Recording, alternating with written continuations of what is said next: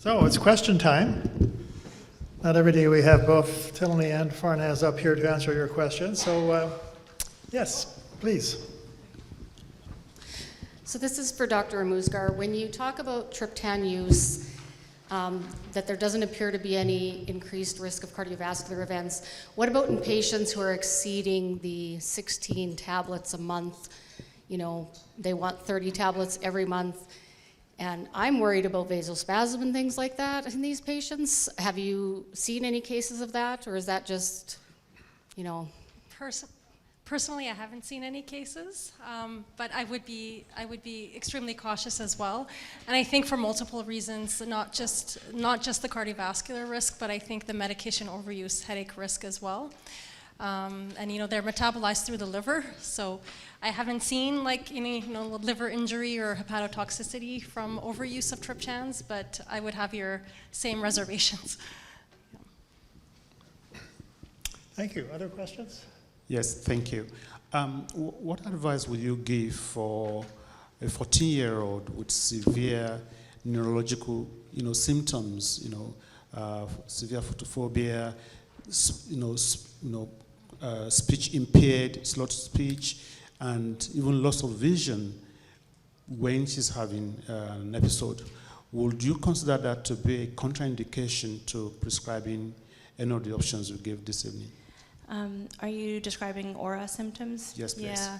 No, I would not consider those particular sort of visual dysphasic symptoms to be a contraindication to triptan use. Really, only if there's hemiplegic symptoms would I not use a triptan or be hesitant about a triptan. But aphasic symptoms, visual symptoms, and even sensory symptoms are very common in pediatric patients with migraine. We still do use triptans in that population.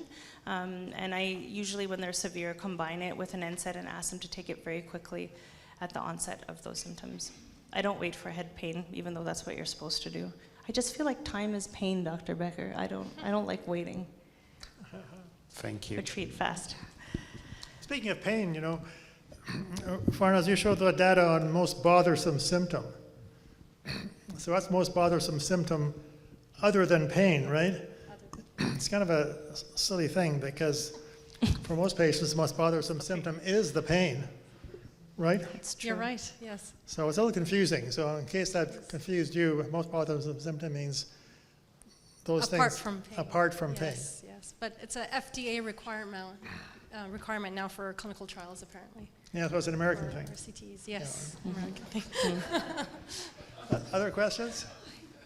Yeah, I was just wondering if you can tell me if there's any sort of a link between ADHD and migraines.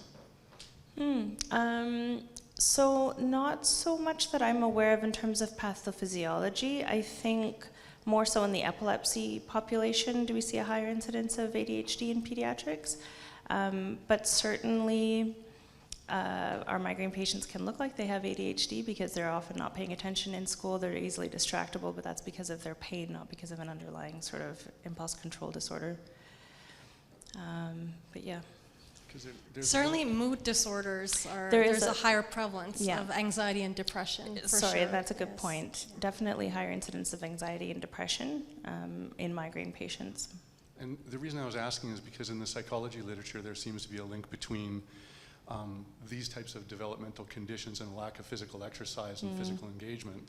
So I'm just wondering if physical engagement, ADHD, and these medications for migraines all affect serotonin, CGRP, and dopamine, then perhaps that's a larger societal problem that our kids just aren't active enough. I think that's a great comment. It basically covers most of what I deal with every day at work. And so I do agree. I think physical movement, I think it's our society, the fact that we make kids sit down for 8 hours a day at a desk and tell them not to move, and especially little boys, is we're doing something wrong. And then we're medicating them to sit still. That's me on my little soapbox when I'm a mom. But I do think, I'm getting off the rails here, don't get me started. Physical exercise is hugely important to our patients with migraine and pain, and is also very useful in the management of ADHD in pediatrics. And so I think I encourage all my patients to be active. The first thing I do is I've written exercise prescriptions. I can count on my one hand the number of people that have actually followed them. I would like if we all lived our lives that way, where we sort of used our movement to treat ourselves, and I think it could be hugely beneficial for a lot of the disorders that we treat.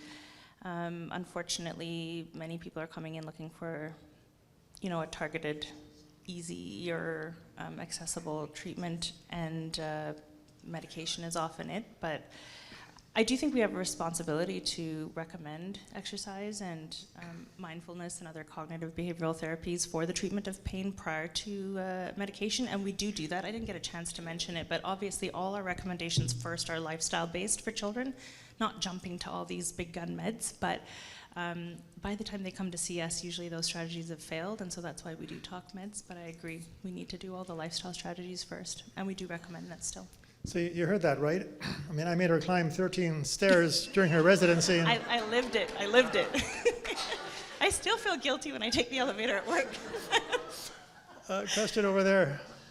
You mentioned brainstem aura. How does that vary from a regular aura?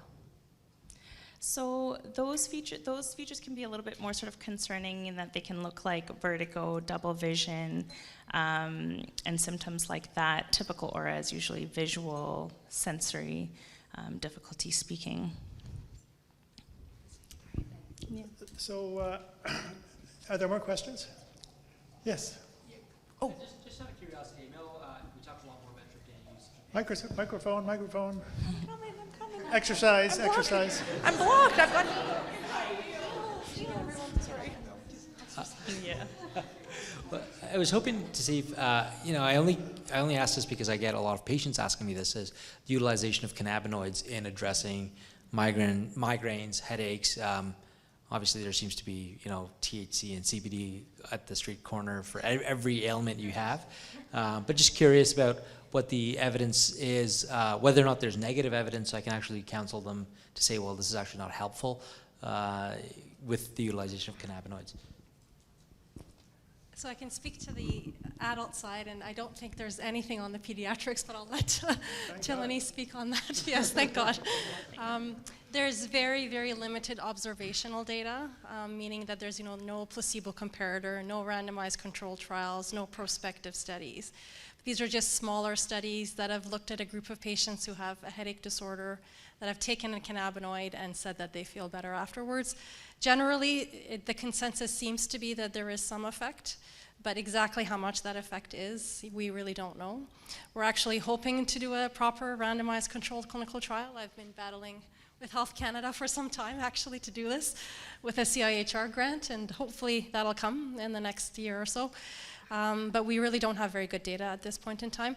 The other difficulty is that there's so many formulations out there, multiple components to cannabinoids, not just even THC and CBD, and the amount, the formulation, how to take it, how often to take it, we really don't know that information.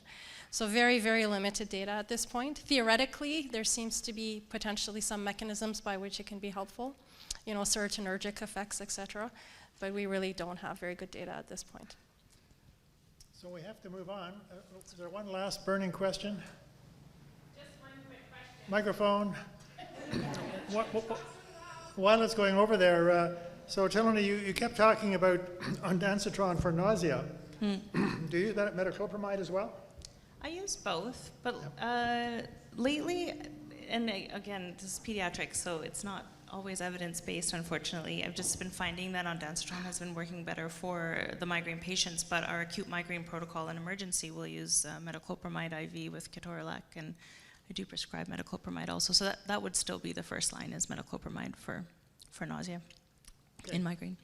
That was actually part of my question, but the other question I have is, when you were saying that young children tend to get abdominal pain, and that's kind of a precursor, would you treat them with those symptoms or earlier in the same manner, or how would you treat those patients? Yeah, to make that diagnosis, you do have to rule out organic sort of gastrointestinal disorders first. So I would involve a like a GP or a pediatrician to make sure that there isn't actually anything structurally wrong with the GI tract before treating.